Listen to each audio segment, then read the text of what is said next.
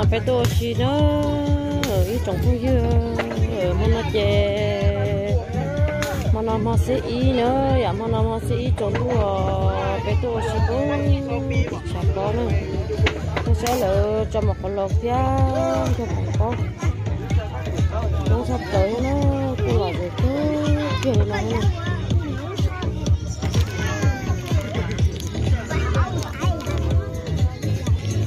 trong cái kia nó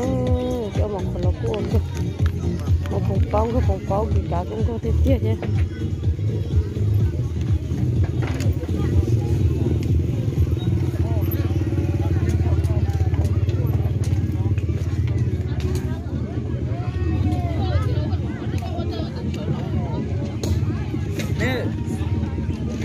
chúng tôi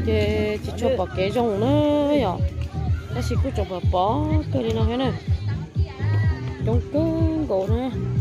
cho nên thôi cũng chỉ chập bao xí nữa chỉ sẽ để tê ta la lỡ một cọng kia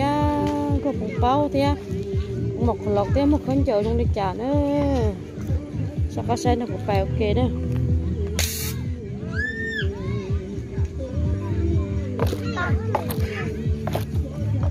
chả nó mong chờ chỉ tao tua giờ thì mong chờ muốn nó mò ta lại nó nhở mong chờ muốn nó mò ta chị mong chờ chỉ tao tua đó rồi ít ple mà mong theo tua theo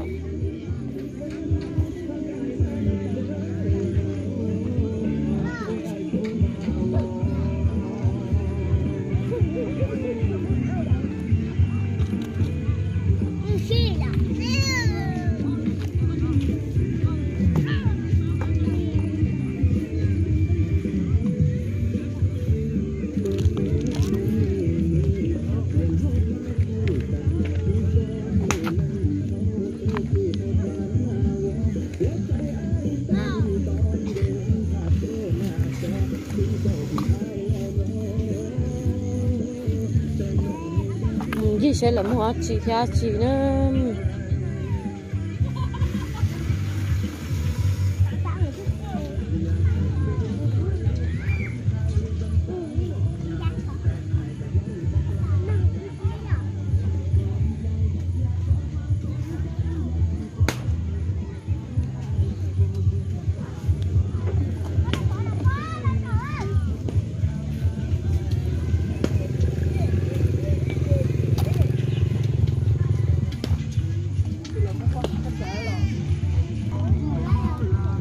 sẽ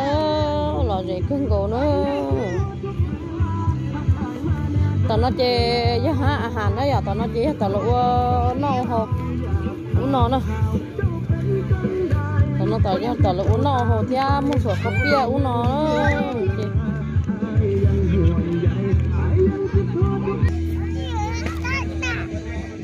là gì cưng cổ nó sao cá sấu này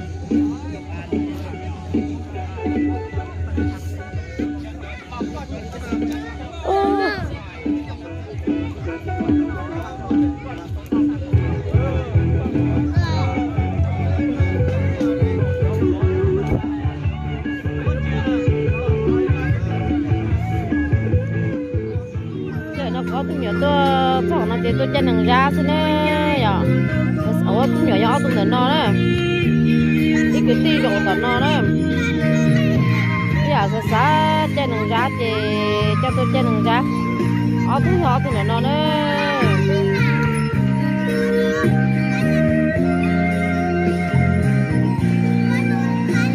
nhiều vô chơi tôi có khó đó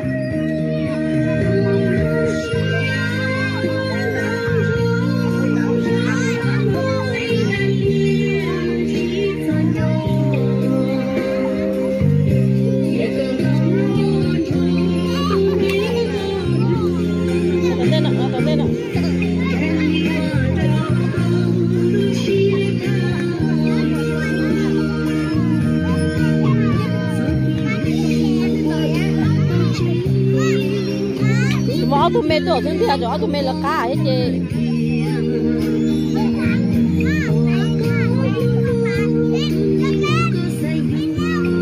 thở có khó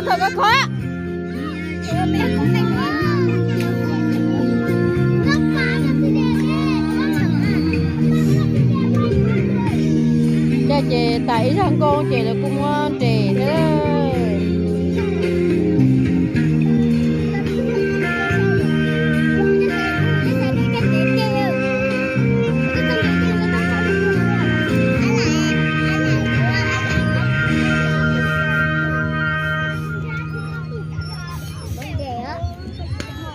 ta nữa chỉ là dân chị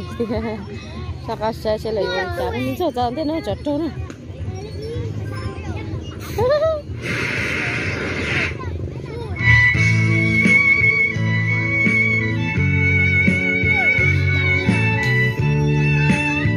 đây đó lấy cái tô phải chống thuốc và để sắp về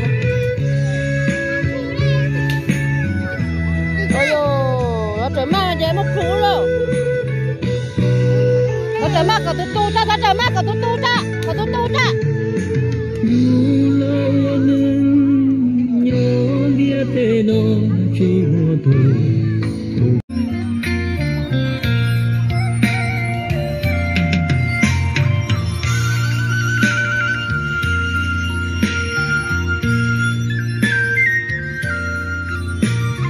bây giờ vô chơi đừng ra đừng xé cứng cổ thế nữa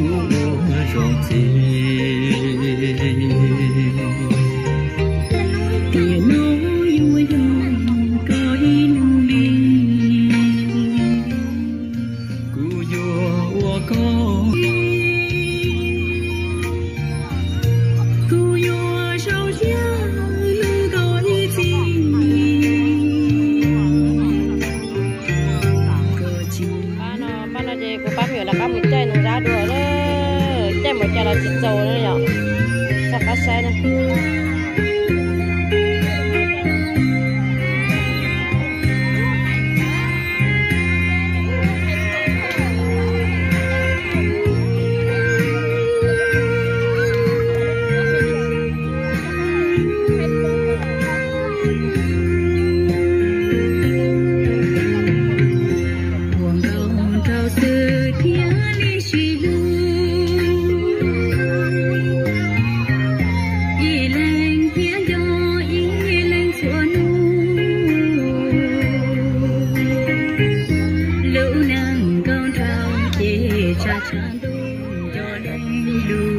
đành đủ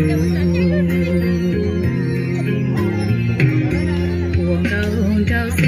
thiên xa xin chi y lên phía sai y lên trong đi nhà tê ba má thơ tao chia kia rong nhà tê chỉ nông ta chẳng thi do si sao kia lo ai cu tay thì tay trắng cho phải nói chơi với tụi tôi ở trên đường ra trong thiên thế nè nô cá nô chua chỉ ra suy hồ bạn ăn trộn tôi chỉ muốn tôi trốn hẳn như nào chỉ ra suy tu buồn đau trao xưa chỉ cho suy hoa qua lâu nên nhau thiết chỉ suy thua tranh mùa chua đi lên cho lên một giọt thôi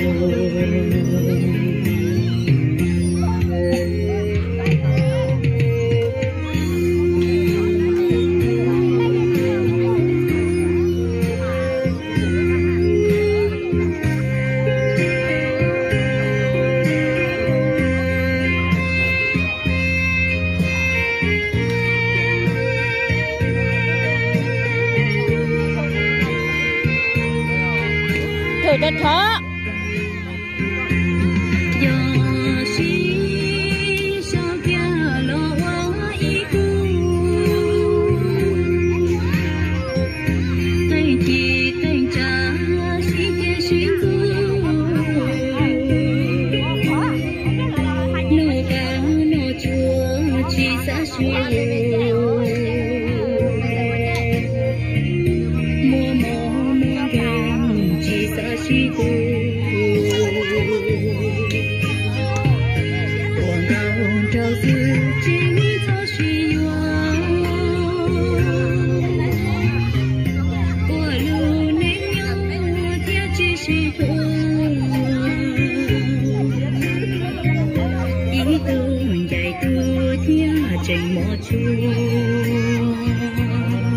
đó là nên đó, tao cả đấy rồi.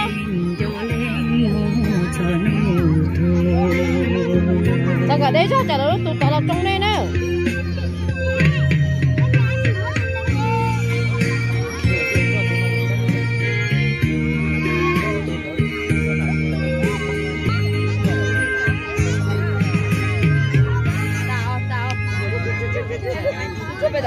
Nó trộm mà nó trộm mà mình nhiều nè, nó trộm mà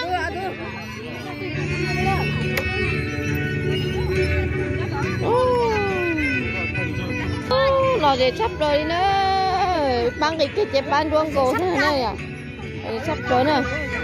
sợ nó chè của ban nhựa chè này thế này nọ hay nó giờ chè bây giờ mùa khó bé chè, nó cũng một bé mùa xí xé luôn chả nó chả nó chè. Sợ nó muốn tôi chống thằng đi nọ, ít chồng không chưa sắp cá xe nữa, tôi chống đi nọ nữa, chơi nè, nông nè.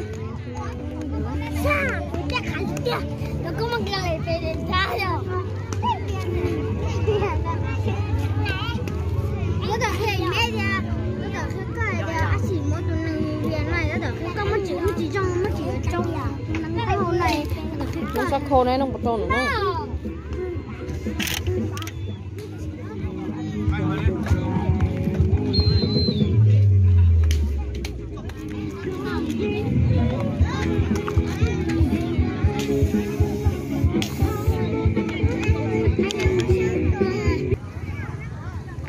Chả năm không trông sắp lợi nữa, chả nào. Cái trốn tôi là chỉ không trông thịt kia gì nữa. Nhảy vô cũng tới trống hỏng đi nó thế này. Ô một bể là luôn ha, lần cái phòng bao bể nó thiết bể nó cho một lộc bể nó chi trông sắp lợi đó, sắc cá sấy nó cũng một cái nữa.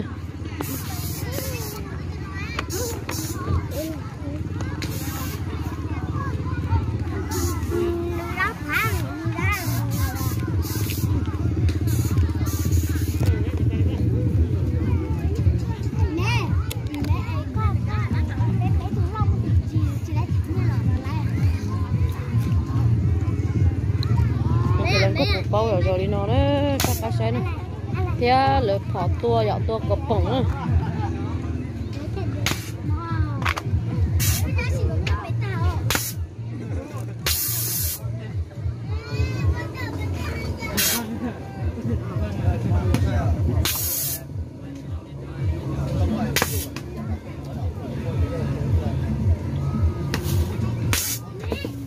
Để con lái không? Lái không? Con lái.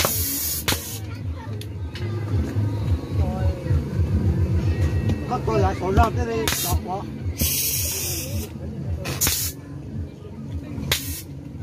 Con là sư.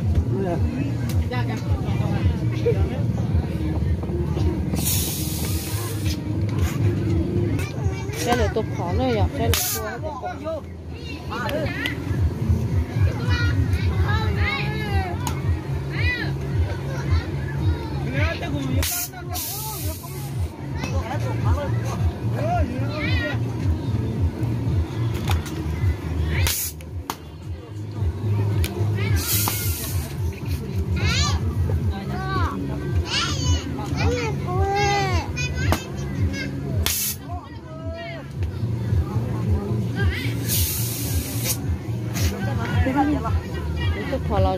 Nói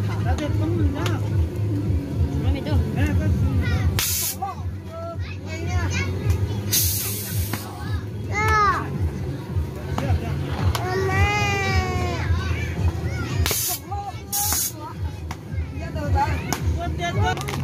À đó, bà sẽ lẩu xì bên nó hết nè.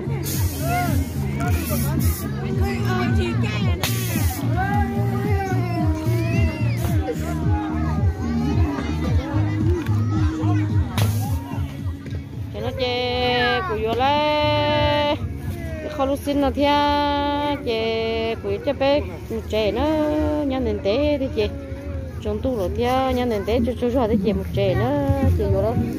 Cái kho lúc xin theo kho có mi trong nhà nó của trong nhà nó xí nữa chè bé một chè nữa.